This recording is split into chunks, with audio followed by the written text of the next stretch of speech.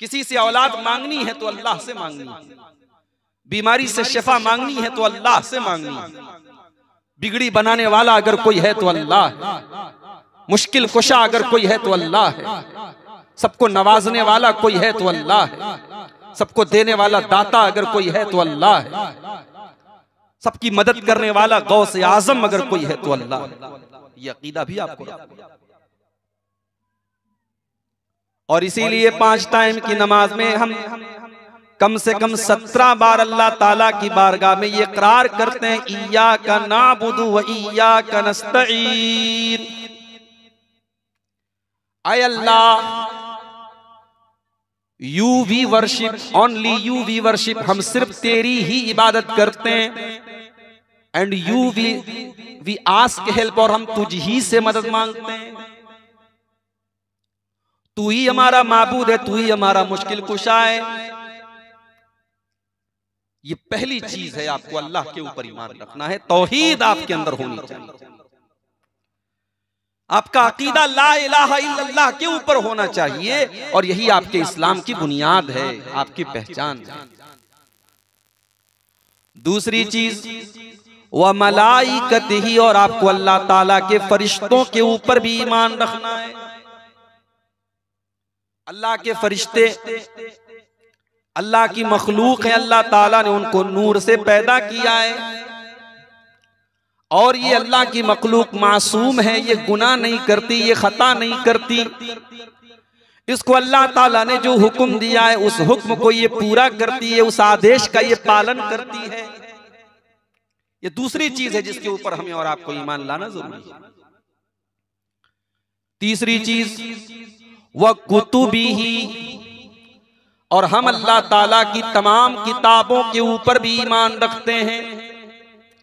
अलग अलग नबियों पर उसने अलग अलग किताबों को उतारा।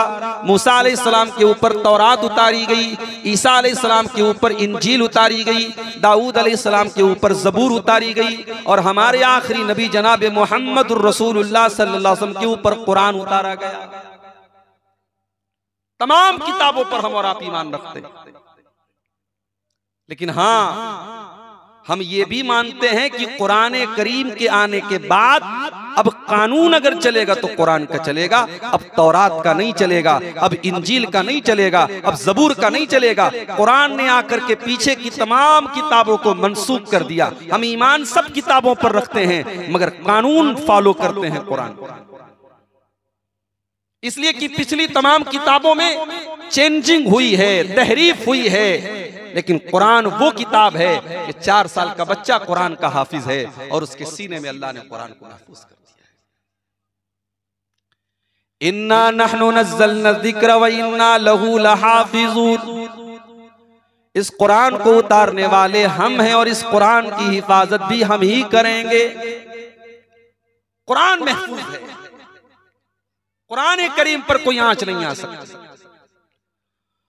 सारी दुनिया के अंदर जितनी लाइब्रेरियां हैं, जितने मदरसे हैं, जितने स्कूल हैं, जितने कुतुब खाने, सारे के सारे कुरान के नुस्खों को अगर कोई जालिम, कोई फासिक, कोई फाजिर अगर कुरान के सारे नुस्खों को भी जला दे तब भी कुरान महफूज रहेगा, क्योंकि अल्लाह ने इस कुरान को सीनों में महफूज कर दिया है। इस कुरान की हिफाजत की गारंटी अल्लाह ताला ने ली है।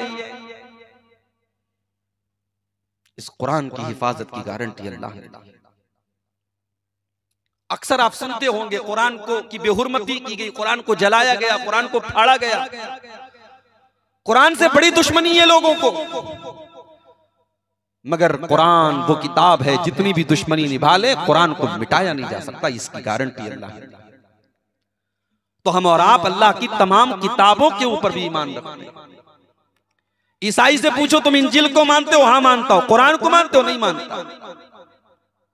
यहूदी से पूछो तुम तौरात को मानते हो? हाँ मानता हूं। इंजील को मानते हो? नहीं मानता। कुरान को मानते हो? नहीं मानता। हमारे तो दोनों हाथ में लड्डू हैं, हम तो तौरात को भी मानते हैं, हम तो इंजील को भी मानते हैं, और हम अल्लाह की आखिरी किताब को भी मानते हैं। इसीलिए अल्लाह ताला ने कुरान के पहले पारे में अपने मोमिन बंदों की, अपने मुत्तकी बंदों की पहचान बयान की, फरमाया अल्लज़ीना युक़ीमूनस्सलाता व मिम्मा रज़क़नाहुम युनफ़िक़ून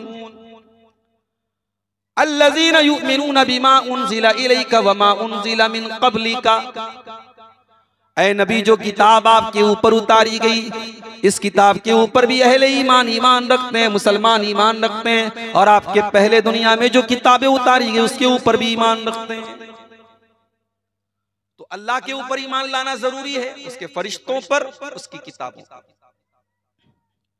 नंबर 4, व रुसूलिही, और हम अल्लाह के तमाम रसूलों के ऊपर भी ईमान रखते हैं।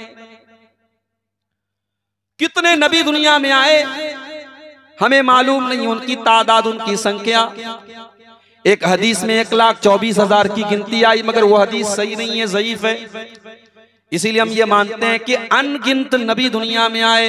वलिकुल्लि कौमिन हाद, हर कौम के अंदर कोई ना कोई डराने वाला, कोई ना कोई हिदायत देने वाला आया है। कुरान में 25 नबियों का नाम आया है। हम जिन नबियों का नाम जानते हैं उनके ऊपर भी ईमान रखते हैं, जिन नबियों का नाम हमको नहीं पता हम उन नबियों के ऊपर भी ईमान रखते हैं। मगर हम ये अकीदा रखते हैं कि इतने नबी दुनिया में आए कि हम उनकी संख्या नहीं जानते, मगर नबियों के सिलसिले की आखिरी कड़ी जनाब अहमद मुज्तबा मोहम्मद मुस्तफ़ा सल्लल्लाहु अलैहि वसल्लम मक्का की सरजमीन पर 1400 साल पहले तशरीफ लाए, और आप आखिरी नबी, आपके बाद दुनिया में कोई नबी आने वाला नहीं है।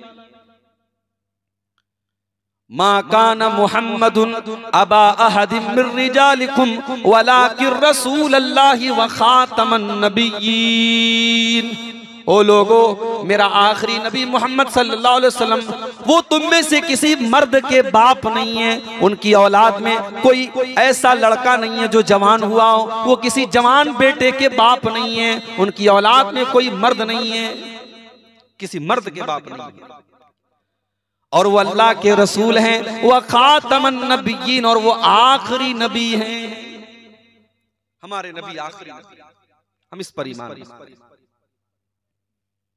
4 चीजें हो गई, 6 चीजों पर ईमान लाना जरूरी है। नंबर 5, वल यौमिल आखिर, और 5वीं चीज जिसके ऊपर ईमान लाना जरूरी है वो कयामत का दिन है, आखिरत का दिन है। हम और आप ये अकीदा भी रखते हैं कि अल्लाह ताला दुनिया में नेक लोगों की नेकी का उनको पूरा पूरा बदला नहीं देता है, गुनाहों के करने वाले को गुनाहों की पूरी पूरी सजा नहीं देता है। एक दिन ऐसा भी आने वाला है जिस दिन अल्लाह नेक लोगों को उनकी नेकी का पूरा पूरा बदला देगा, और गुनाह करने वालों को उनके गुनाहों की पूरी पूरी सजा देगा। और उस दिन का नाम है कयामत का दिन, the day of judgement, the day of resurrection. वो हिसाब का दिन होगा, वो कयामत। इसीलिए हम 5 टाइम की नमाज में उस दिन को भी याद करते हैं, और हम कहते हैं मालिक यौमिद्दीन, वही इंसाफ के दिन का भी मालिक है। दुनिया की अदालतें बिक सकती हैं, दुनिया की अदालतों से नाइंसाफी हो सकती है। हो सकता है कि कातिल को बरी कर दे दुनिया की अदालत, और हो सकता है कि बेकसूर को जेल में डाल दे, हो सकता है कि जालिम को सजा दे, जालिम को छोड़ दिया जाए, और हो सकता है कि मजलूम को सजा दे दी जाए। अभी आपने एक फैसला सुना होगा अदालत का, इसी मुल्क के एक इलाके में 4000 घरों में रहने वाले मुसलमानों के बारे में यह फैसला कर दिया गया कि वो इल्लीगल जगह पे रह रहे थे। कोई पूछने वाला नहीं है साहब, जब वो जगह इल्लीगल थी 90 साल से वहां पर लोग कैसे रहते थे? वहां मस्जिदें भी बन गई, वहां मंदिर भी बन गए, हॉस्पिटल भी बन गए, सरकारी स्कूल भी बन गए, आप कहां सोए हुए थे? और आज जब 90 साल से 2-3 पीढ़ियां वहां गुजर चुकी हैं और 50,000 से ज्यादा लोग वहां पे रह रहे हैं, आपकी अदालत ये फैसला कर रही है कि वो जगह इलीगल है, उनको वहां से हटा दिया जाए। मेरे भाइयों, छोटी छोटी बच्चियों की आंखों में आंसू हैं, बूढ़ी औरतों की आंख में आंसू हैं। सर्दी का मौसम है, सड़क पर बैठ करके वो बूढ़ी औरतें अल्लाह की बारगाह में दुआ कर रही हैं, अल्लाह के आगे गिड़गिड़ा रही हैं, अपनी कौम के लोगों को याद कर रही हैं। आज ये नाइंसाफी भी दुनिया देख रही है, मालिकी यौमिद्दीन, एक ऐसा भी दिन आने वाला है जिस दिन अल्लाह ताला तमाम मजलूमों को इंसाफ दिलाएगा और तमाम जालिमों से इंतकाम लेगा। इंसाफ होगा क़यामत। वहां कोई अमल करके आप बच नहीं सकते। हम ये समझते हैं हमने रात में 12 बजे कोई गलत काम किया, हमने लाइट ऑफ करके कोई गलत काम किया, हमने बंद कमरे में कोई गलत काम किया, हमारे बाप को नहीं पता, हमारी माँ को नहीं पता, हमारे भाई को नहीं पता, किसी देखने वाले ने नहीं देखा। ओ लोगो जहाँ कोई देखने वाला नहीं है वहां अल्लाह देख रहा है। उस अल्लाह की कुदरत का तो ये आलम है, उस अल्लाह के इल्म का तो ये आलम है। व इन्ना अलैकुम लहाफिज़ीन किरामन कातिबीन यअलमून मा तफ़अलून। हमारे किरामन कातिबीन का कैमरा 24 आवर ऑन है, 24 घंटे उनका कैमरा रिकॉर्ड कर रहा है। तुम रात में 12 बजे भी जो पाप कर रहे हो, तुम बंद कमरे में जो पाप कर रहे हो, तुम कंबल के अंदर छुप करके जो गुनाह कर रहे हो, उस गुनाह को भी लिखा जा रहा है। मा यल्फिज़ु मिन क़ौलिन इल्ला लदैहि रक़ीबुन अतीद। अरे अमल तो बड़ी दूर की बात है, तेरी जुबान से निकलने वाले अल्फाज को भी नोट किया जा रहा है, तेरे मुंह से निकलने वाले शब्दों को भी नोट किया जा रहा है। अल्लाह के सब रिकॉर्ड, एक एक जर्रे का हिसाब देना पड़ेगा। वमन यामल मिस्काल ज़र्रतिन खैरन यरा वमन यामल मिस्काल ज़र्रतिन शर्रन यरा। एक जर्रा के बराबर भी तुमने कोई गुनाह का काम किया है, वो भी अल्लाह की बारगाह में तुम देख लोगे। जर्रा बराबर तुमने कोई नेकी का काम किया है, वो भी अल्लाह की बारगाह में देख लोगे। क़यामत के दिन हिसाब होगा मेरे भाई। जानते हो हमारे नबी के ऊपर सबसे आखिरी आयत कौन सी उतरी? चलो आपकी जनरल नॉलेज में इजाफा कर दो। आखिरी आयत हमारे नबी के ऊपर कौन सी उतरी जानते हो? सूरह बकरा की एक आयत, तीसरे पारे की एक आयत उतरी, अल्लाह के नबी के ऊपर आखिरी आयत उतरी। उस आयत के उतरने के 9 दिन के बाद अल्लाह के प्यारे नबी का इंतकाल हो गया, आपकी वफात हो गई। कौन सी आयत है वो? जरा उस आयत को सोचिए मेरे भाइयों, उस पर गौर कीजिए कि इस आयत के अंदर ऐसी क्या खास बात है कि अल्लाह ने अपने नबी के ऊपर सबसे आखिरी आयत वत्तकू यौमन तुरजऊन फीही इलल्लाह, उस दिन से डरो जिस दिन तुम अल्लाह की तरफ लौटाए जाओगे, तुम्हें अल्लाह के पास जाना पड़ेगा। सुम्मा तुवफ़्फ़ा कुल्लु नफ्सिम मा कसबत व हुम ला युज़लमून, और हर इंसान को उसके अमल का पूरा पूरा बदला दिया जाएगा और किसी के साथ कोई जुल्म और अन्याय नहीं होगा, किसी के साथ कोई अत्याचार नहीं होगा, किसी के साथ कोई नाइंसाफी नहीं होगी। वो आखिरी दिन क़यामत का दिन होगा। मेरी प्यारी माँ बहनों, आप तो शौकीन होती हैं जेवरात की। अल्लाह ने कुरान में कहा कि औरतें तो शौकीन होती हैं, अवमन युनश्शउ फिल हिलिया, वो जेवरात की बड़ी शौकीन होती हैं। जेवर लेने के लिए आप सोनार के पास जाती हैं, नाक में जो आप नथिया पहनती हैं और नाक में जो कील पहनती हैं, वो कील भी अपने तराजू पर सोनार रख करके तौल करके बता देता है कि ये कितने मिलीग्राम की है। ग्राम नहीं, ग्राम का भी 1000वां हिस्सा, कितने मिलीग्राम है सोनार के तराजू पर। औरत की नाक की कील का वजन भी पता लगता है। हमें बड़ी हैरत होती है, हम कहते हैं यार ये सोनार का तराजू तो बड़ा खतरनाक है, ये तो औरत के नाक की कील का वजन भी बता रहा है। ओ लोगो, मेरा रब भी क़यामत के दिन एक तराजू रखेगा और उस तराजू का आलम ये होगा। अल्लाह ने कुरान में फरमाया व नज़उल मवाज़ीनल क़िस्त लियौमिल क़ियामह व इन काना मिस्क़ाल हब्बतिन मिन खरदलिन आतैना बिहा व कफ़ा बिना हासिबीन। हम क़यामत के दिन इंसाफ का तराजू रखेंगे और एक राई के दाने के बराबर भी तुमने कोई चीज की होगी। राई बुझते पारे ना? राई को क्या बोलते हैं आपके बंगला में? सरसों बोलते। कितना 1 किलो की होती होगी? उसका एक दाना कितना वजन का होता है? उसका वजन हमारी नजर में तो कुछ नहीं है ना। एक राई का दाना, एक सरसों का दाना, अ मोस्ट लिटिल थिंग, हमारी नजर में सबसे छोटी चीज है।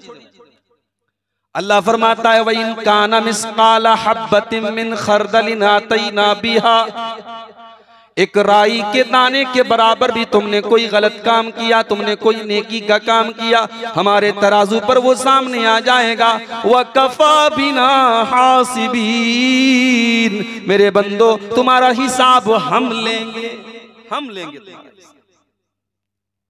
अल्लाह हम सबका हिसाब आसान कर दे। क़यामत का दिन ऐसा होगा मेरे भाई। दुनिया में बच्चा स्कूल में पढ़ता है,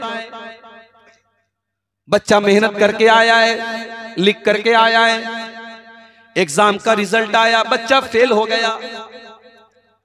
बच्चे के माँ बाप स्कूल में जाते हैं, प्रिंसिपल से मुलाकात करते हैं, साहब मेरा बच्चा तो बहुत अच्छा लिख करके आया है, आपने फेल कैसे कर दिया? प्रिंसिपल ने टीचर को बुलाया, तुमने इसको फेल क्यों कर दिया? टीचर कहता है सर इसने लिखा तो था मगर गलत लिखा था, ये फेल होने के लायक है। बच्चे के माँ बाप कहते हैं नहीं नहीं हमको यकीन नहीं, हमारा बच्चा बहुत मेहनत से लिख करके आया है। टीचर कहता है अच्छी बात है, मैं कॉपी ले आता हूं, आप कॉपी देख लें। बच्चे की कॉपी ले आता है और कॉपी देख करके माँ बाप को भी मानना पड़ता है कि हमारा बच्चा फेल होने के लायक था।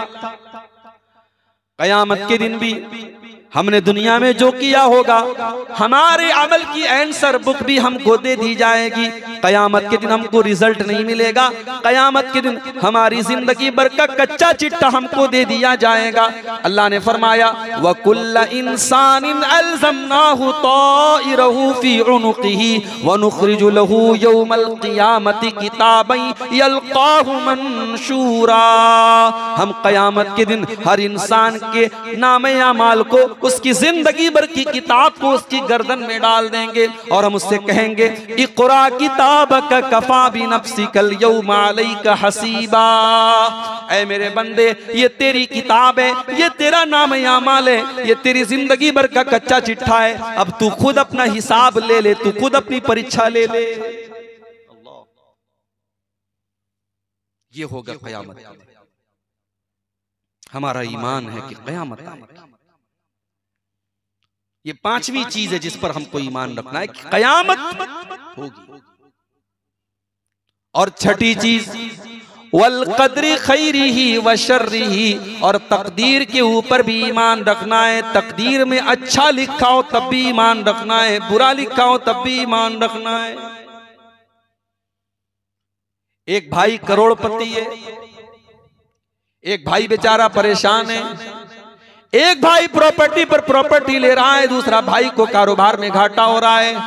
उसके दिल में हसद पैदा हो गया, उसके दिल में जलन पैदा हो गया, उसके दिल में ईर्ष्या पैदा हो गई। वो सोचने लगा ये तो इतना पैसा कमा रहा है, मेरा घाटा क्यों हो रहा है? इसका घाटा क्यों नहीं हो जाता? इसका कारोबार क्यों नहीं टूट जाता? इसका मकान क्यों नहीं गिर जाता? इसका बच्चा क्यों बीमार नहीं हो जाता? दुनिया में हर चीज का इलाज है, हसद का इलाज है, बड़ी खतरनाक बीमारी। इसीलिए अल्लाह के प्यारे नबी अपनी उम्मत को खबरदार करके फरमाते हैं इय्याकुम वल हसद फइन्नल हसद याकुलुल हसनाति कमा ताकुलुन नारुल हतब। ऐ मेरी उम्मत के लोगों, तुम हसद कभी न करना, तुम किसी को खुश देख करके कभी न जलना, किसी की नेमत को देख करके तुम्हारे दिल में जलन कभी पैदा न हो, इसलिए कि हसद नेकियों को खा जाता है जैसे आग लकड़ी को खा जाती है। आग में लकड़ी डालो तो लकड़ी खत्म हो जाएगी, हसद की आग में तुम्हारे उम्रे बर्बाद हो जाएंगे, तुम्हारे हज बर्बाद हो जाएंगे, तुम्हारी नमाजें बर्बाद हो जाएंगी, तुम्हारे दान, तुम्हारे सदका खैरात बर्बाद हो जाएंगे, तुम्हारी नेकियां खत्म हो जाएंगी। जानते हो ये हसद क्यों होता है? ये हसद इसलिए होता है कि अल्लाह की तकदीर पर ईमान कमजोर होता है। जिसका तकदीर के ऊपर ईमान होगा वो ये जानता है कि मेरे मुकद्दर में जो रोजी अल्लाह ने लिखी है वो मुझको मिलकर के रहेगी। मैं जब अपनी माँ के पेट में था, मैं 4 महीने का था, मैं 120 दिन का था। अल्लाह के नबी फरमाते हैं जब बच्चा अपनी माँ के पेट में रहता है और 4 महीने का हो जाता है, 120 दिन का हो जाता है, अल्लाह ताला के हुक्म से बच्चे के अंदर रूह डाल दी जाती है। इसीलिए 4 महीने के ऊपर का जो बच्चा होता है उसके अंदर रूह पड़ी होती है। एबॉर्शन करवाना तो गुनाह है, बड़ी मजबूरी है, औरत की जान खतरे में है, डॉक्टर ने कह दिया इसकी जान बच नहीं सकती, मजबूरी में ऑप्शन है। मगर 4 महीने के बाद अगर कोई एबॉर्शन करवाता है तो ये और बड़ा गुनाह है, क्योंकि बच्चे के अंदर रूह डाल दी गई।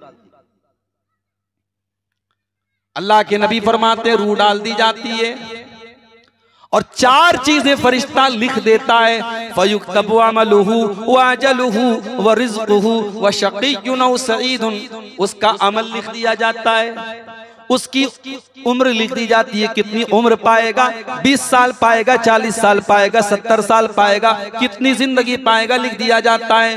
वह रिज़्क़ुहु, उसकी रोजी लिख दी जाती है, कितनी रोजी पाएगा, और ये भी लिख दिया जाता है वो बदनसीब होगा या खुश नसीब होगा, वो जन्नत में जाएगा या जहन्नम में जाएगा, वो ईमान वाला बनेगा या काफिर बनेगा, वो नमाजी बनेगा कि बेनमाजी बनेगा, वो माँ बाप की खिदमत करने वाला बनेगा या माँ बाप का दिल दुखाने वाला बनेगा, सब लिख दिया जाता है। तो जब हमारी तकदीर लिखी जा चुकी है तो भाइयों हसद जो करेगा इसका मतलब कि उसे अल्लाह की तकदीर पर भरोसा नहीं है। इसीलिए अल्लाह के नबी फरमाते हैं वर्द बिमा कसमल्लाहु लक तकुन अगनन नास। तुम्हारी तकदीर में, तुम्हारी किस्मत में अल्लाह ताला ने जो लिख दिया है तुम उसके ऊपर राजी हो जाओ, तुम उसके ऊपर सेटिस्फाइड हो जाओ, तुम उसके ऊपर संतोष कर लो, तुम उसके ऊपर सब्र कर लो। तुमसे ज्यादा अमीर कोई नहीं होगा। जिसको अल्लाह ताला कनात की दौलत दे दे, जिसको अल्लाह ताला सब्र की दौलत दे दे, संतोष की दौलत दे दे, उससे बड़ा दौलतमंद कोई नहीं है। तो 6 चीजों पर ईमान लाना जरूरी है। मैं एक बार रिपीट कर दूं, अल्लाह पर ईमान लाना है, फरिश्तों पर ईमान लाना है, किताबों पर ईमान लाना है, रसूलों पर ईमान लाना है, कयामत के दिन पर ईमान लाना है और तकदीर के ऊपर ईमान लाना है। 6 चीजें होंगी। अब इसमें जो कयामत है, ये कयामत कब आएगी, कौन से साल आएगी, कौन से महीने आएगी, कौन से दिन आएगी, कौन सी तारीख को आएगी, ये किसी को नहीं पता। ये कोई नहीं जानता कि कयामत कब आएगी। इसका इल्म सिर्फ अल्लाह को है कि कयामत कब आएगी। 5 चीजें ऐसी हैं जो गैब की कुंजी है। कुंजी बुझते बारे, कुंजी में चाबी। 5 चीजें गैब की कुंजी है। गैब मींस जिसको अल्लाह जानता है। कौन सी 5 चीजें हैं? सूरह लुकमान की आखिरी आयत है, इन्नल्लाह इंदहु इल्मुस्साअह व युनज़्ज़िलुल गैसा व यअलमु मा फिल अरहाम व मा तदरी नफ्सुम माज़ा तक्सिबु गदा व मा तदरी नफ्सुम बिअय्यि अर्दिन तमूत। 5 चीजों का इल्म सिर्फ अल्लाह को। कयामत कब आएगी सिर्फ अल्लाह को मालूम है। वयुनज़्ज़िलुल गैसा, बारिश कब होगी, कितनी होगी, कहाँ होगी, अल्लाह को मालूम है। क्रिकेट का मैच होता है, मौसम विभाग वाले कहते हैं कि आज कलकत्ता में बारिश हो बेना, और बारिश हो जाती है, मैच कैंसिल हो जाता है। बारिश के बारे में मौसम विभाग के लोग अपनी भविष्यवाणी करते, उनकी भविष्यवाणी फेल हो जाती है। वयुनज़्ज़िलुल गैस, बारिश कब होगी, कहाँ होगी, सिर्फ अल्लाह को मालूम है। वयअलमु मा फिल अरहाम, और माँ के पेट में क्या है ये सिर्फ अल्लाह को मालूम है। आप बोलेंगे मौलाना साहब अब तो अल्ट्रासाउंड से पता चल जाता है। अब तो अल्ट्रासाउंड से पता चल जाता है कि माँ के पेट में बच्चा कितने दिन का है। ये भी पता चल सकता है कि लड़का है कि लड़की। ये अलग बात है कि भारत में हमारे अपराध है, जुर्म है ये पता करना, लेकिन पता चल सकता है। और अल्लाह तो कह रहा है कि माँ के पेट में क्या है ये मैं जानता हूं। डॉक्टर आपको ये बता सकता है कि माँ के पेट में लड़का है या लड़की है। वो ये बता सकता है कि माँ के पेट में जो बच्चा है वो कितने महीनों का है, कितने हफ्तों का है, कितने दिन का है।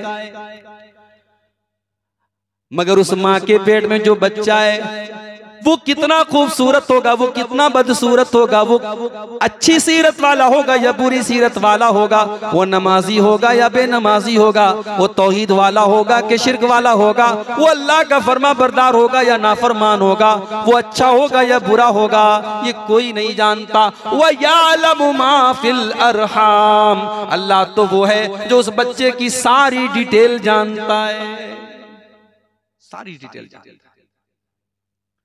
बड़े बड़े अल्लाह के वलियों, बड़े बड़े अल्लाह के नेक बंदों, जिनको लोग आज ये कहते हैं कि वो हमारी बिगड़ी बना देते हैं, अल्लाह के नेक बंदे, अल्लाह के औलिया भी जब अपनी माँ के पेट में थे उनको ऑक्सीजन पहुंचाने वाला अल्लाह था, उनको माँ के पेट में ग़िज़ा पहुंचाने वाला अल्लाह था, उनकी सांसों को चलाने वाला अल्लाह था, उनके दिल की धड़कनों को चलाने वाला अल्लाह था। वयालमु मा फिल अरहाम, माँ के पेट में क्या है ये सिर्फ अल्लाह को मालूम है।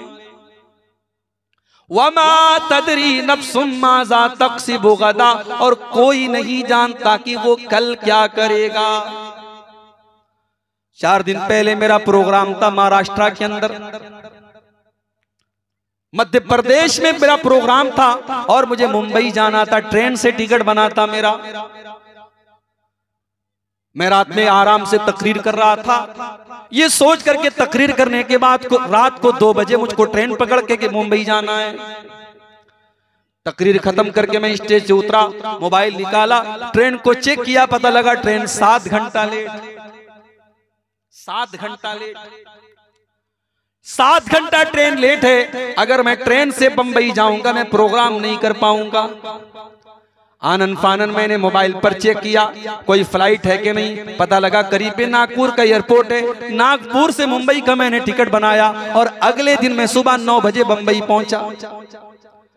मैं तो सोच के आया था घर से मैं ट्रेन से बंबई जाऊंगा, दोपहर में पहुंचूंगा, लेकिन ट्रेन का टिकट कैंसिल करके मुझे फ्लाइट से आना पड़ा। इस तरीके के बहुत सारे वाकयात हमारी जिंदगी में होते हैं। वमा तदरी नफ्सुम माज़ा तक्सिबु गदा, कोई नहीं जानता कि वो कल क्या करेगा। और 5वीं चीज, वमा तदरी नफ्सुम बिअय्यि अर्ज़िन तमूत, और कोई नहीं जानता कि वो कहां मरेगा, कब मरेगा, मौत कब आएगी, कोई नहीं जानता। ओ मेरे नौजवान साथियों, तुम रात में अपने कान में ईयरफोन लगा करके सोते हो। मेरे नबी जब बिस्तर पे जाते थे दाहिनी करवट लेटते थे, वजू करके लेटते थे और ये दुआ पढ़ के लेटते थे, अल्लाहुम्मा बिस्मिका अमूतु व अहया, आय अल्लाह तेरे नाम से जीता हूँ और तेरे नाम से मरता हूँ। आय अल्लाह मैं बिस्तर पे सोने जा रहा हूँ, हो सकता है कि मेरी रूह को तू कब्ज कर ले, हो सकता है मेरी जिंदगी खत्म हो जाए। आय अल्लाह मैं तेरा नाम लेकर के सोने जा रहा हूं। हमारा नौजवान कान में ईयरफोन लगा के सो रहा है, किसी लड़की से बात करके सो रहा है, गुनाह का काम करके सो रहा है। अल्लाह न करे उसी हाल में अगर उसको मौत आ जाए, मेरे प्यारे साथियों सोचो कल कयामत के दिन भी जब वो उठेगा तो उसके कानों में ईयरफोन लगा होगा और अपने मुंह से वो गंदी बातें करता हुआ कल कयामत के दिन भी उठेगा। इंसान जिस हाल में मरेगा उसी हाल में कल कयामत के दिन उठाया जाएगा।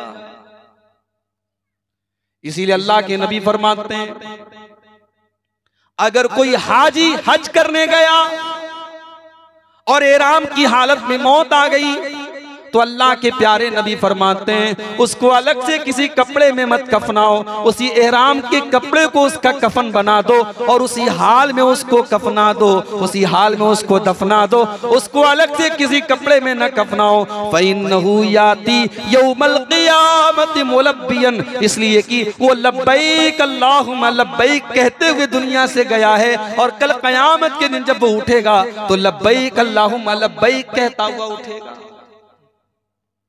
जिस हाल में मरेगा उसी हाल में उठाया जाएगा। बेंगलोर में एक जगह है शिमोगा, बेंगलोर से 300 किलोमीटर दूर।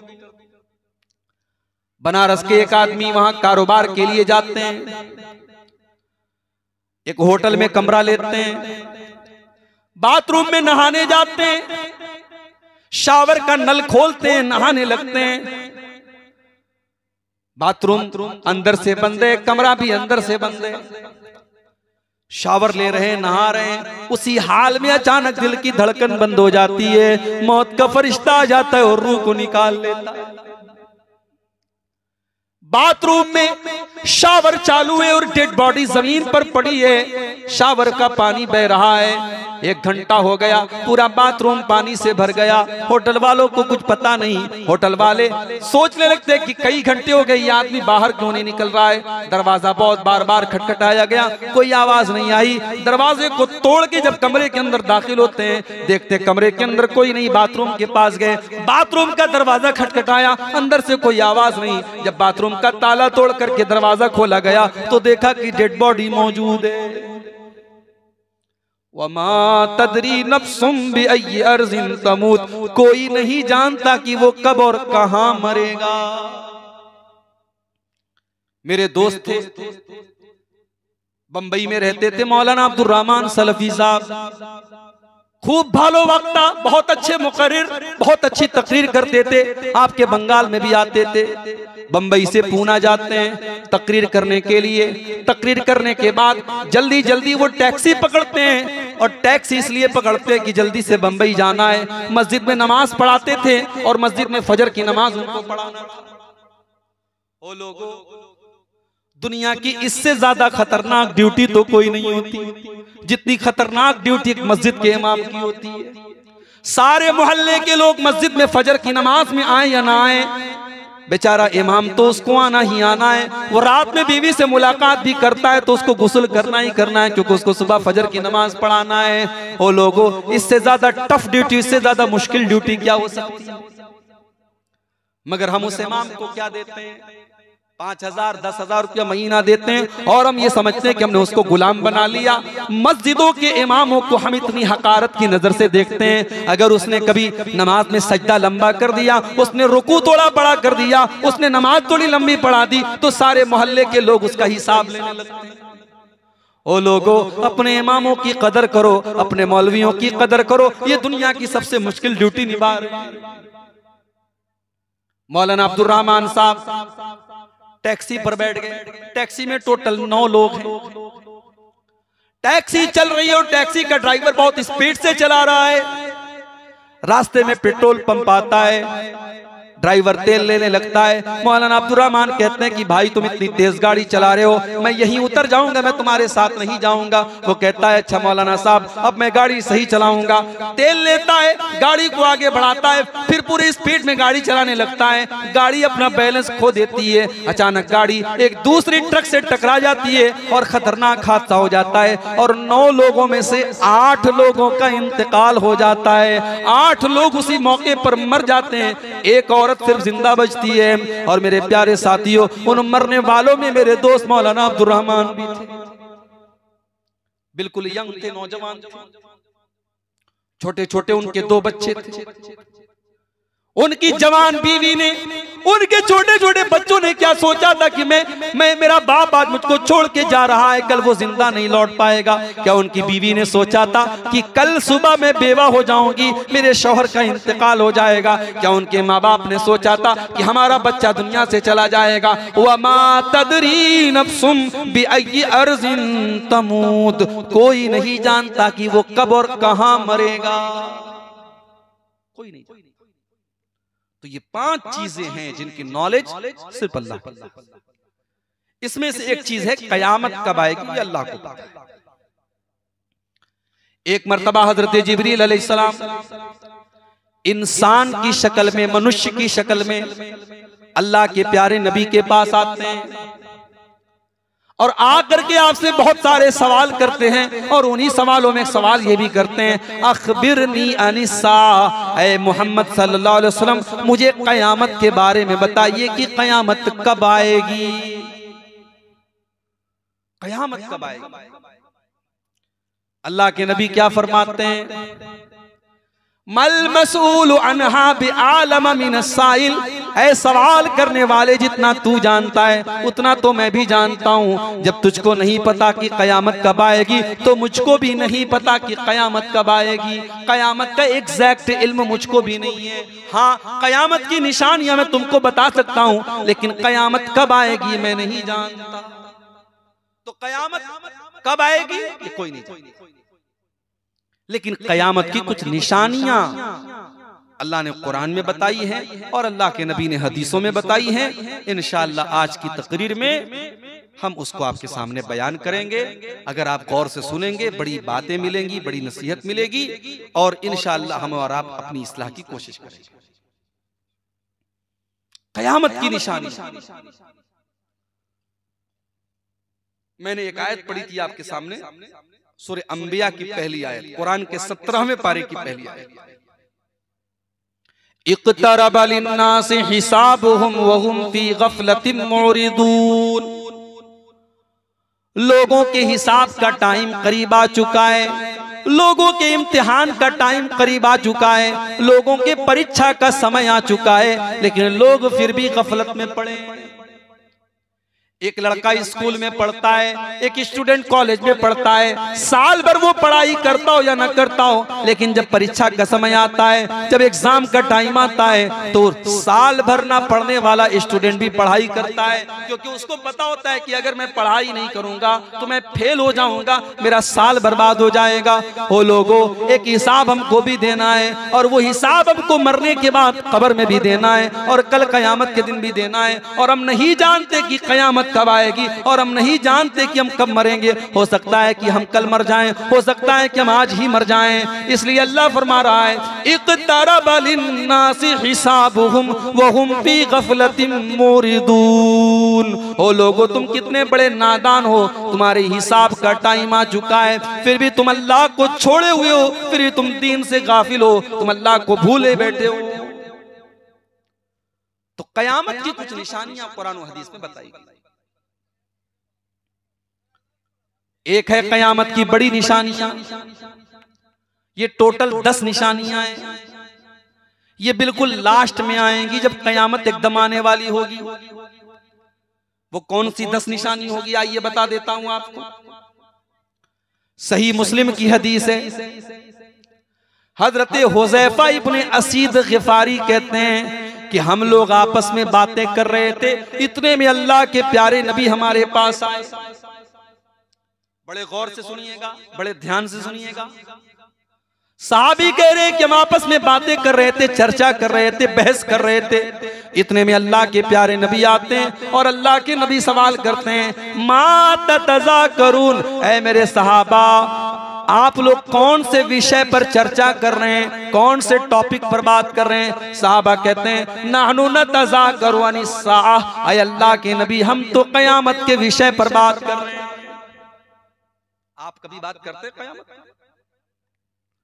हम तो आपस में बात करते हैं, कभी टीवी पर बात करते हैं, कभी फिल्मों पर बात करते हैं, कभी ममता दीदी पर बात करते हैं, कभी मोदी जी पर बात करते हैं, कभी योगी पर बात करते हैं, कभी राजनीति की बातें करते हैं, कभी हम दुनिया की बातें करते हैं, कभी घर मकान की बातें करते हैं, कभी कारोबार की बातें करते हैं। हमारी गुफ्तगू और हमारे चर्चा का विषय कभी आखिरत नहीं होता, कभी कयामत नहीं होती। हो लोगों, हम कितने पत्थर दिल हो चुके हैं। सहाबा तो आपस में बातचीत करते थे तो कयामत के बारे में सोचते थे, आखिरत के बारे में सोचते थे, अल्लाह को क्या हिसाब देना है इसके बारे में बात करते थे। साहबा बोले कि हम लोग कयामत के बारे में चर्चा कर रहे हैं। अल्लाह के नबी ने फरमाया, इन्नहा लन तक़ूम हत्ता तरौ अशरा आयात, कयामत नहीं आएगी जब तक 10 निशानियां तुम देख न लो। 10 बड़ी बड़ी निशानियां जब तक तुम देख न लो तब तक कयामत नहीं आएगी। नंबर 1 अद्दुखान, कयामत के पहले बहुत बड़ा धुआं आएगा, आसमान धुआं आएगा। और ये धुआं जब आसमान में आएगा तो दूसरी हदीस में अल्लाह के नबी ने फरमाया कि जितने मोमिन होंगे उनको तो जुकाम हो जाएगा और जितने काफिर होंगे और मुशरिक होंगे सब मर जाएंगे। वो धुआं उनको मौत के घाट पर। तो ये कयामत के पहले की धुआं है। व दज्जाल, और क़यामत की दूसरी बड़ी निशानी दज्जाल आएगा। ये मुल्क के शाम और इराक के बीच में एक जगह से निकलेगा, जाहिर होगा, और ये इंसान होगा, घुंघराले बाल वाला होगा और एक आंख का काना होगा और उसके माथे के ऊपर काफारा लिखा होगा और वो लोगों को अपना रब कहेगा। अल्लाह के नबी ने फरमाया, इन्ना रब्बकुम लैसा बिआवर, ओ लोगो तुम्हारा परवरदिगार काना नहीं है, तुम्हारा परवरदिगार अंधा नहीं है, तुम्हारा परवरदिगार तो हर ऐब से पाक है। दज्जाल अपने आप को रब कहेगा, तुम उससे कभी धोखा न खाना। दज्जाल बहुत बड़ा फितना, पूरी दुनिया में फसाद मचाएगा, लेकिन मक्का मदीना में दाखिल नहीं हो पाएगा। जैसे ही वो मक्का मदीना में दाखिल होने की कोशिश करेगा, मक्का और मदीना की सरहदों पर फरिश्ते तलवार लेकर के खड़े होंगे जो उसको फौरन उसका हमला रोकेंगे। फिर उसके बाद एक हवा चलेगी और मदीना के अंदर जितने मुनाफिक लोग होंगे सब निकल निकल करके दज्जाल के पास चले जाएंगे और मदीना में और मक्का में सिर्फ मोमिन लोग बचेंगे, नेक लोग बचेंगे। ये दज्जाल का फितना दुनिया का सबसे बड़ा फितना होगा।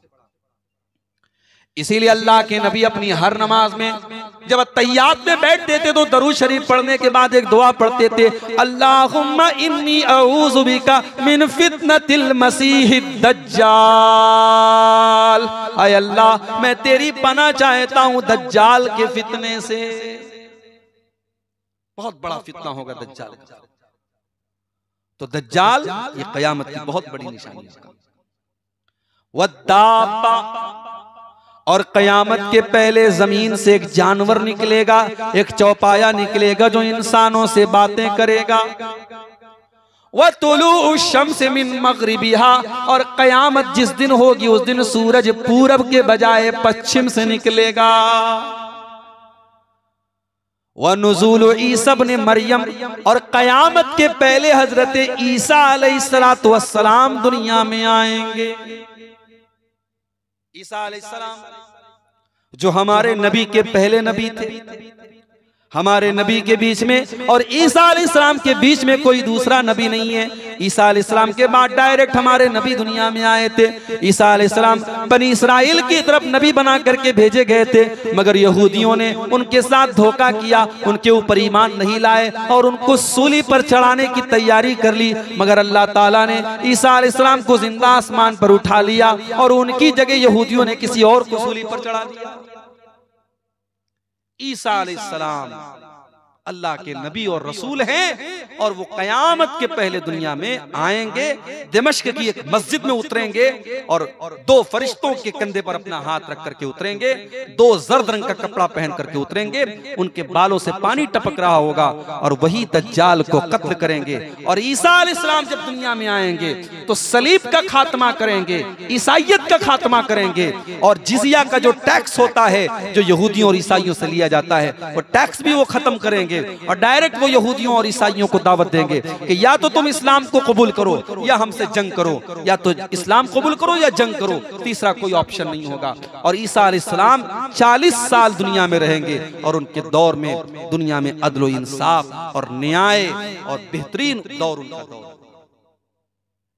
मगर एक बात और नोट कर लीजिए, ईसा अलैहिस्सलाम जब दुनिया में आएंगे फजर की नमाज का टाइम होगा, दिमश्क की जामा मस्जिद में उतरेंगे, इमाम साहब कहेंगे कि ए ईसा आप आगे बढ़ कर के नमाज पढ़ाइए। ईसा अलैहिस्सलाम फरमाएंगे नहीं नहीं, मैं तुम्हारा इमाम बन करके नहीं आया, मैं तो तुम्हारा मुक्तदी बन करके आया हूँ। और ईसा अलैहिस्सलाम इस उम्मत के पीछे नमाज पढ़ेंगे। अल्लाह के नबी फरमाते तकरीमतल्लाहि लिहाज़िल उम्मा, अल्लाह ताला ने इस उम्मत को ये मकाम दिया है कि ईसा अलैहिस्सलाम जैसा पैगंबर भी इस उम्मत के इमाम के पीछे नमाज पढ़ेगा। ईसा अलैहिस्सलाम दुनिया में आएंगे मगर उनका कानून नहीं चलेगा, कानून चलेगा तो जनाब मोहम्मद रसूलुल्लाह सल्लल्लाहु अलैहि वसल्लम का चलेगा। अल्लाह के प्यारे नबी फरमाते हैं कि ईसा अलैहिस्सलाम का दुनिया में आना ये क़यामत की बहुत बड़ी निशानी होगी। आज आप देख लीजिए 25 दिसंबर की तारीख अभी गुजरी है, एक हफ्ता पहले, 10 दिन पहले हमारे ईसाई भाई 25 दिसंबर को क्रिसमस मनाते हैं। उनका यह अकीदा है कि ईसा अलैहिस्सलाम सन ऑफ गॉड हैं, अल्लाह के बेटे हैं। नऊजुबिल्लाह। पूछो कि क्यों अल्लाह के बेटे? कहते हैं कि उनका तो कोई बाप नहीं था, वो तो अल्लाह के बेटे थे, मरियम के पेट से पैदा हुए, उनका बाप अल्लाह था। नऊजुबिल्लाह। हम सवाल करते हैं अपने ईसाई भाइयों से कि अगर बगैर बाप के पैदा होने की वजह से ईसा अलैहिस्सलाम अल्लाह के बेटे थे, तो आदम अलैहिस्सलाम तो बगैर माँ और बगैर बाप दोनों के बगैर पैदा हुए। ईसा अलैहिस्सलाम के पिता नहीं थे, उनके बाप नहीं थे, मगर आदम अलैहिस्सलाम के माता भी नहीं थी, पिता भी नहीं थी, न माँ थी न बाप थे। अल्लाह ताला ने डायरेक्ट पैदा किया मिट्टी से।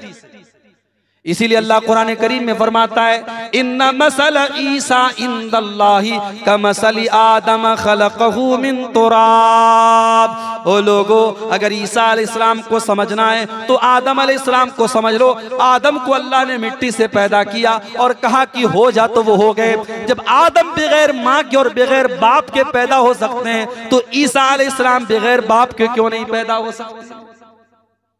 इसीलिए हमारा अकीदा ये है कि अल्लाह का कोई बेटा नहीं। हमारा अकीदा क्या है? कुल हु अल्लाहु अहद अल्लाहुस समद लम यलिद व लम यूलद व लम यकुल लहू कुफुवन अहद। ऐ नबी, आप कह दीजिए अल्लाह एक है, अल्लाह की कोई औलाद नहीं, अल्लाह किसी की औलाद नहीं, और अल्लाह के बराबर भी कोई नहीं, अल्लाह के हम पल्ला भी कोई नहीं, अल्लाह के इक्विवेलेंट भी कोई नहीं, अल्लाह से किसी की तुलना नहीं की जा सकती, किसी का मुकाबला नहीं किया जा सकता। अल्लाह के बराबर कोई नहीं, ये हमारा। तो ईसा अलैहिस्सलाम कयामत के पहले दुनिया में आए, 40 साल रहेंगे, उसके बाद उनकी भी नेचुरल मौत होगी और वो अल्लाह के पास चले जाएंगे। आगे अल्लाह के नबी ने फरमाया, वयाजूज व माजूज। और याजूज और माजूज नाम की दो फसादी कौमें जो दुनिया में कहीं पर छुपी हुई हैं, और हजरत जुल्करनैन ने एक बहुत बड़ी दीवार बना करके उनको कैद कर दिया है, और वो रोजाना उस दीवार को खोद रहे हैं। और कयामत के पहले एक दिन ऐसा आएगा कि वो दीवार को तोड़ करके निकल जाएंगे और बड़ी तबाही मचाएंगे और बड़ा फसाद मचाएंगे। ईसा अलैहिस्सलाम अल्लाह से दुआ करेंगे और अल्लाह ताला आसमान से याजूज और माजूज की गर्दन के ऊपर एक कीड़ा भेज देगा, और उस कीड़े की वजह से वो सब मर जाएंगे इकट्ठे एक साथ। और जब वो मर जाएंगे, उनके मरने से बड़ी खतरनाक बदबू जमीन में फैलेगी। फिर हजरत ईसा अलैहिस्सलाम अल्लाह से दुआ करेंगे और आसमान से बारिश होगी और पूरी उनकी डेड बॉडी बह जाएगी और शीशे की तरह जमीन साफ हो जाएगी। ये वाकया भी कयामत के पहले। वसलासतु खुसूफिन, और कयामत की बड़ी निशानियों में से अल्लाह के प्यारे नबी फरमाते हैं कि 3 जगहों पर जमीन को धसा दिया जाएगा। एक तो पूरब में धसाया जाएगा, और एक पश्चिम में धसाया जाएगा, और एक अरब के अंदर भी जमीन को धसा दिया जाएगा। और कयामत की 10वीं निशानी अल्लाह के नबी इस हदीस में फरमाते हैं, वह आखिरु ज़ालिका नारुन तखरुजु मिनल यमनी तत्रुदुन्नास इला महशरिहिम। और कयामत की 10वीं बड़ी निशानी ये होगी कि यमन से एक आग निकलेगी, और उसी आग के सहारे लोग मैदान महशर की तरफ जाएंगे। वो आग लोगों को हाँक हाँक करके कयामत के दिन मैदान महशर की तरफ लेके जाएगी। तो ये 10 निशानी है, बड़ी निशानी। अब आइए कयामत की छोटी छोटी निशानी जो अल्लाह के नबी के दौर से लेकर के आज तक हो गई या हो रही है और धीरे धीरे हमारे सामने आ रही है, हम उस पर थोड़ी सी रोशनी आपके सामने डालते हैं।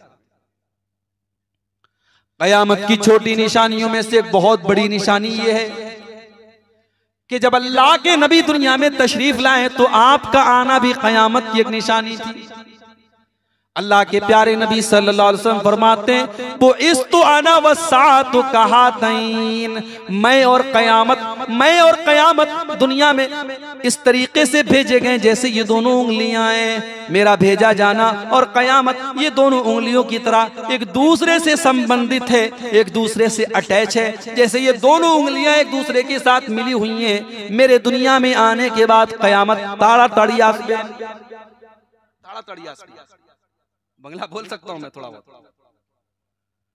कयामत बहुत जल्द आएगी। अल्लाह के नबी ने फरमाया मेरे आने के बाद कयामत बहुत जल्द।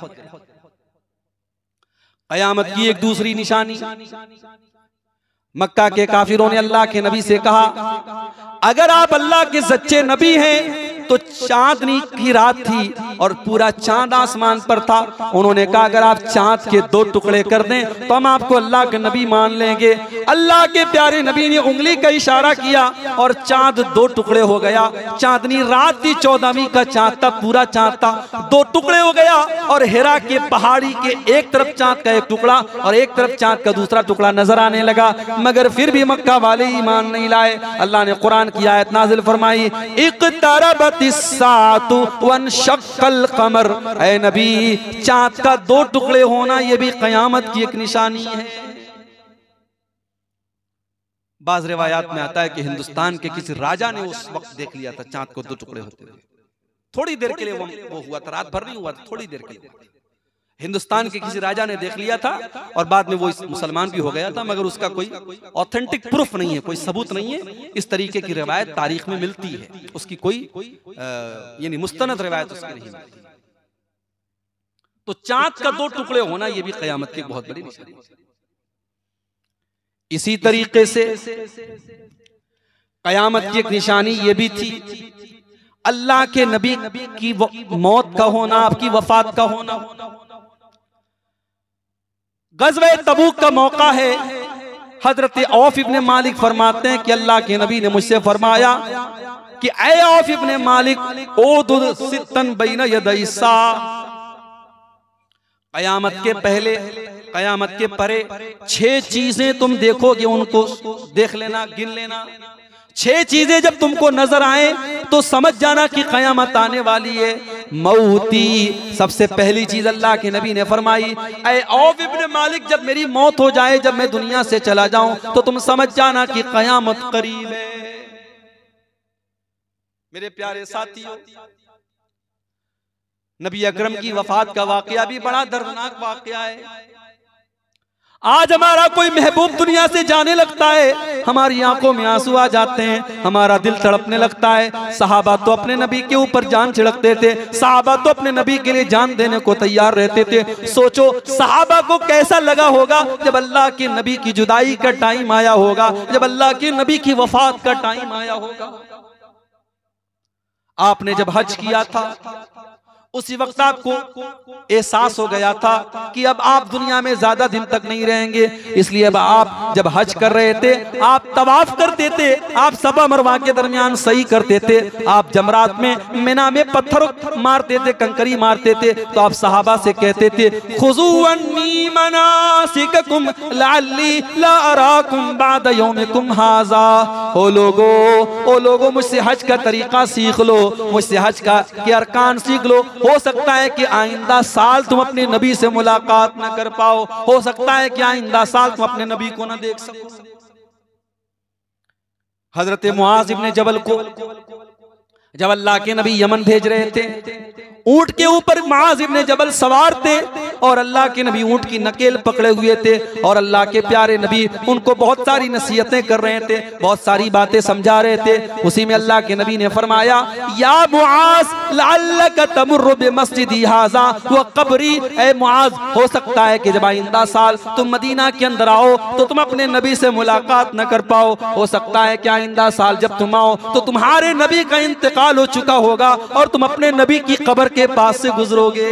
हजरत मुआज इब्ने जबल की आंखों में आंसू आ गए, रोने लगे, हाय अल्लाह के नबी ये कैसी बातें कर रहे हैं, हाय अल्लाह के नबी मैं आपकी जुदाई के बारे में सोच भी नहीं सकता, मैं आपकी वफात के बारे में सोच भी नहीं सकता। आप रोने लगे। अल्लाह के नबी ने मदीना की तरफ अपना चेहरा घुमाया और आपने फरमाया औलन नासि बी अल मुत्तकूना हैसु कानू व मन कानू, ऐ मुआज कल कयामत के दिन जो लोग मुत्तकी होंगे, जो लोग परहेजगार होंगे, जो लोग अल्लाह से डरने वाले होंगे, वो कल कयामत के दिन मुझसे करीब रहेंगे। ऐ मुआज इब्ने जबल तुम भी अल्लाह से डरते रहना, तुम भी मुत्तकी बन जाना, कल कयामत के दिन तुम मेरे साथ रहोगे। सफर की आखिरी तारीख थी, मुहर्रम का महीना आता है। आप लोग को तो याद भी नहीं होगा साल के 12 महीनों के नाम को, तो जनवरी फरवरी मार्च ये याद रहता है, इस्लामी कैलेंडर का नाम भी याद नहीं होता लोगों को। इस्लामी कैलेंडर का पहला महीना कौन सा है? बोलो बोलो भाई, जानते हैं? मुहर्रम। मुहर्रम के बाद सफर, सफर के बाद रबीउल अव्वल। अल्लाह के नबी की वफात हुई रबीउल अव्वल के महीने में। उसके पहले का महीना सफर है। सफर की आखिरी तारीखों में अल्लाह के नबी एक जनाजे में जाते हैं बकी के कब्रिस्तान में, और वहीं से आपको सर में दर्द शुरू होता है। आप घर आते हैं और आप हजरत आयशा से कहते हैं कि आयशा, मेरे सर में बहुत तेज दर्द हो रहा है। हजरत आयशा ने कहा, अल्लाह के नबी, मेरे सर में भी बहुत तेज दर्द हो रहा है। वही बीमारी की शुरुआत थी अल्लाह की, और उस बीमारी की शुरुआत के बाद इस दुनिया में अल्लाह के प्यारे नबी 13 या 14 दिन तक रहे, और 12 रबीउल अव्वल की तारीख को अल्लाह के नबी की वफात हो। और जिस दिन अल्लाह के नबी की वफात होती है, अम्मा आयशा ने नक्शा खींचा है, फजर की नमाज का टाइम हुआ। अबू बकर सिद्दीक रजी अल्लाह ताला अन्हु मस्जिद में नमाज पढ़ा रहे हैं, साहबा पीछे नमाज पढ़ रहे हैं। अल्लाह के प्यारे नबी की तबीयत थोड़ी बेहतर महसूस हुई, थोड़ा आराम आपको महसूस हुआ। आप उठे और आपने दरवाजे का पर्दा हटाया, सामने सफ लगी हुई है और नमाज चल रही है। अल्लाह के नबी के चेहरे पर मुस्कुराहट फैल गई, आप मुस्कुराने लगे। क्यों मुस्कुराए? आप ये सोच करके मुस्कुराए कि मेरी उम्मत मेरे बाद अपने मिशन पर चल रही है, मेरे बाद नमाज चल रही है। मैं दुनिया से चला जाऊंगा तब भी मेरा मिशन दुनिया में बाकी रहेगा। मेरे साहबा नमाज कायम करेंगे, मेरे साहबा दीन कायम करेंगे। ओ लोगो, हम कितने बड़े बेगैरत हैं, हम कितने बड़े बेशरम हैं। आज हम दावा करते हैं कि हमें नबी से प्यार है, हमें नबी से मोहब्बत है, और हम नबी की मोहब्बत के नाम पर बड़े बड़े दावे करते हैं, और 5 टाइम की नमाज में भी हम नहीं रहते, हम नमाज से भी दूर रहते हैं। आखिरी टाइम अल्लाह के नबी मुस्कुराए, ये देख करके कि सहाबा नमाज पढ़, और सहाबा अपने नबी से इतना प्यार करते थे। सहाबा को महसूस हो गया कि अल्लाह के प्यारे नबी दरवाजे पर आ चुके हैं। सहाबा खुश हो गए और कहने लगे, बाद में सहाबा कहते हमें ये डर हुआ कि कहीं नमाज हमारी खराब ना हो जाए, हम कहीं नमाज से निकल न जाएं। इतनी खुशी हमको हुई कि अल्लाह के नबी की तबीयत आज अच्छी हो गई है। हजरत अबू बकर सिद्दीक ने पीछे हटने की कोशिश की, प्यारे नबी ने हाथ से इशारा किया कि तुम नमाज को कंटिन्यू रखो, और उसके बाद अल्लाह के प्यारे नबी ने पर्दा गिरा दिया। सहाबा कहते हैं ये आखिरी दीदार था जो अल्लाह के नबी का हम सब ने किया था, या नबी ने हमारा किया। और बेचैनी का आलम देखो मेरे भाई, अपनी वफात के पहले अल्लाह के नबी बेचैन थे, और मौत की सख्तियां आपके ऊपर तारी थी। अल्लाह के प्यारे नबी के बगल में, आपके बाजू में एक लकड़ी का प्याला रखा था, उसमें पानी था। आप बार बार अपने चेहरे पर पानी डालते थे और कहते थे अल्लाहुम्मा अइन्नी अला सकरातिल मौत, ऐ अल्लाह मौत की सख्तियों पर तू मेरी मदद फरमा। आखिरी टाइम आपने मिसवाक भी किया था। अम्मा आयशा फरमाती हैं मेरे भाई अब्दुर्रहमान बिन अबू बकर मिसवाक लेकर के आए, नबी अकरम की नजर पड़ी, आपने इशारा किया, मैं समझ गई कि आपको मिसवाक चाहिए। मैंने अपने भाई से मिसवाक को लिया और अपने दांतों से मैंने मिसवाक को नरम किया, और इस तरीके से अल्लाह के नबी के आखिरी टाइम में मेरा लुआब दुहन, मेरे मुंह का जो थूक है वो अल्लाह के प्यारे नबी की थूक से मिल गया। मेरा लुआब अल्लाह के नबी के लुआब से मिल गया। हजरत आयशा कहती हैं मेरे कंधे पर सर रख करके, मेरी गोद में सर रख करके अल्लाह के प्यारे नबी का इंतकाल हुआ। आप बेचैन थे, बार बार अपने चेहरे पर पानी डाल रहे थे और यही कह रहे थे अल्लाहुम्मा इन्नी अला सकरातिल मौत, ऐ अल्लाह तू मौत की सख्तियों पर मेरी मदद फरमा। फिर आपने अपने हाथों को आसमान पर उठाया और आपने फरमाया मल्लज़ीना अनअमल्लाहु अलैहिम मिनन नबिय्यीन वस्सिद्दीकीन वश्शुहदाई वस्सालिहीन, ऐ अल्लाह तू मुझे अपने नेक बंदों के साथ उठाना, ऐ अल्लाह अपने नबियों के साथ उठाना, अपने सिद्दीकीन के साथ उठाना, अपने शुहदा के साथ उठाना, अपने नेक और साले बंदों के साथ उठाना। अल्लाहुम्मा अलहिकनी बिर्रफीकिल आला, ऐ अल्लाह तू अपने नेक बंदों की रफाकत के में मुझे बुला ले, तो उनके साथ मुझे बुला ले। इतना कहकर के आपने अपने हाथों को उठाया था और फिर धीरे धीरे आपके हाथ जमीन पर आ गए और आप इस दुनिया से तशरीफ ले गए। ये वफात का लम्हा था। सहाबा कहते हैं कि जिस दिन अल्लाह के नबी की वफात हुई उससे ज्यादा